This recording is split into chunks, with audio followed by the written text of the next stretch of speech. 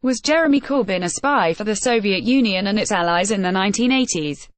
Well, without acting too much like a character in a John le Carré novel, it rather depends on what you mean by spy. If spy is defined as passing classified or even useful intelligence to foreign power, then it is unlikely that Mr Corbyn, a career backbencher, and marginalised even within his own party, had much useful information to impart to what might be grandly called his spymasters.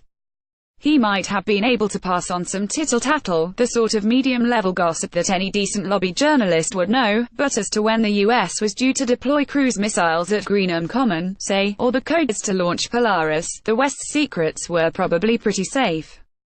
If the Russians really wanted to know who was likely to get elected to the Home Affairs Subcommittee of Labour's NEC, they might as well have read Tribune, Socialist Worker or Militant.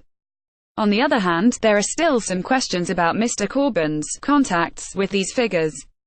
Virtually any official attached to the embassies of the Soviet Union or the old Czechoslovak Socialist Republic could be counted to be either an actual intelligence agent, or an informal one always on the lookout for scraps, and Mr Corbyn cannot have been so unworldly as not to realize that basic fact. What was he doing hanging out with them? There is important context that seems to have been neglected in this affair, and oddly not raised by Mr Corbyn, because it could explain a good deal. While being no enthusiast for the Czechoslovak or Russian regimes, effectively Stalinist rather than the supposedly cuddly or Trotskyist version of communism some misguided souls favor, the reality was that in the middle 1980s the Soviet bloc still seemed here to stay, and there was a perfectly responsible thread of opinion in favor of détente with the communist world. Richard Nixon and Henry Kissinger, no less, were earlier pioneers of that policy, and the likes of Dennis Healey and Neil Kinnock were not that far away from Mr Corbyn's attitude of engagement and British nuclear disarmament. British Tory ministers were happy to meet their Soviet counterparts, and Margaret Thatcher believed Mikhail Gorbachev, General Secretary of the Communist Party of the Soviet Union, was a man she could do business with. So when Mr Corbyn first found himself bumping into envoys at drinks receptions, it wasn't such an outlandish sight, and all concerned knew the pretenses they were going through. The Russian spies would pretend to be diplomats, and the minor MPs, of all parties, and the odd journalist would pretend they were all jolly important.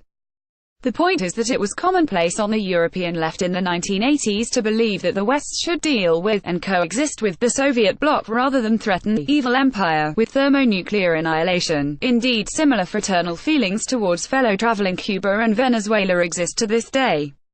No one would be surprised if Prime Minister Corbyn chose to make an official visit to these socialist paradises soon after taking office. Mr Corbyn, after all, hasn't changed his views since about 1973. So if Mr Corbyn is guilty of anything, it is not espionage, not even naivety or ignorance. Even as a new MP in 1983, he was no ingénu in the world of politics, and knew well about the realities of the Eastern Bloc.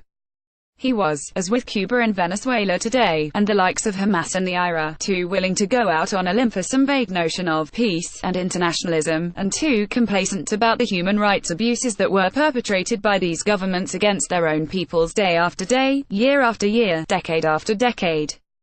East and West Germany, for example, were not morally equivalent states, as some of the left supposed. Socialist Poland, Romania and Bulgaria were not free nations, and were not viable alternatives to the European Union as partners for Britain, as was sometimes seriously contended in the 1970s by some on the left.